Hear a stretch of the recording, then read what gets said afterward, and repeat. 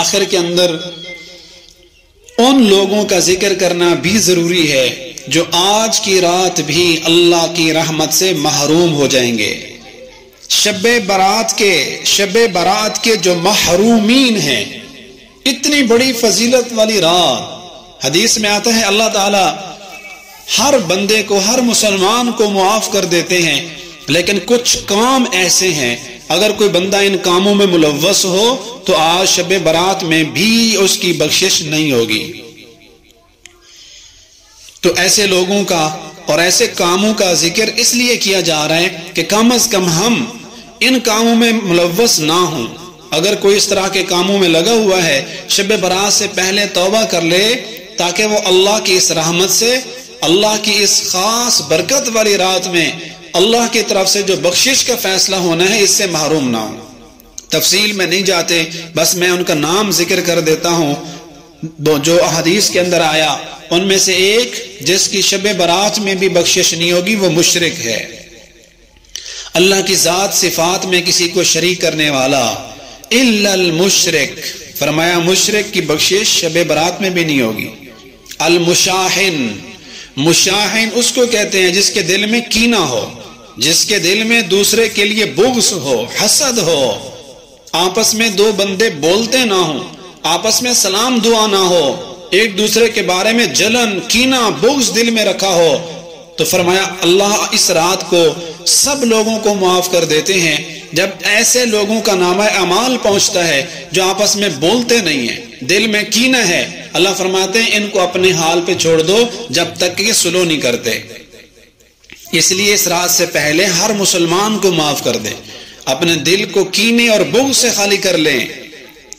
تیسرے نمبر پہ والدین کا نافرمان، جس سے والدین ناراض ہوں آج کی رات اس کی بھی بخشش نہیں ہوگی جب تک کہ والدین کو راضی نہ کر لے، جب تک کہ والدین اس کو معاف نہ کر دیں. چوتھے نمبر پہ ناحق قتل کرنے والا. اگر کسی نے کسی کو ناحق قتل کیا ہے، بہت بڑا جرم ہے، بہت بڑی حرکت ہے، بہت بڑی بدبختی ہے کسی انسان کی جان لینا. قاتل کی بھی آج کی رات بخشش نہیں ہوگی. پانچویں نمبر پہ شراب نوشی کرنے والا. ام الخبائث ہے شراب، تمام برائیوں کی جڑ شراب. اگر کوئی شراب پیتا ہے یا کوئی عورت یا کوئی لڑکی شراب پیتی ہے، اتنا بڑا گندا عمل ہے. اللہ اتنا ناراض ہوتے ہیں جب شراب پینے والے کا نامہ اعمال اللہ کے ہاں پیش ہوگا. اللہ فرماتے ہیں اس کو بھی دفع کرو، اس کی بھی بخشش نہ کرو. نمبر 6، اپنا پائجامہ یا اپنی شلوار، اپنی چادر ٹخنے سے نیچے لٹکانے والا مرد. اس سے مراد متکبرانہ اور فخر کا لباس پہننے والا. اگر کسی کی شلوار، اس کا تہبند پیجامہ اس کی ٹخنوں سے بھی نیچے گیا ہوا ہے، تکبر کی علامت ہے، اس کی بھی بخشش نہیں ہوگی.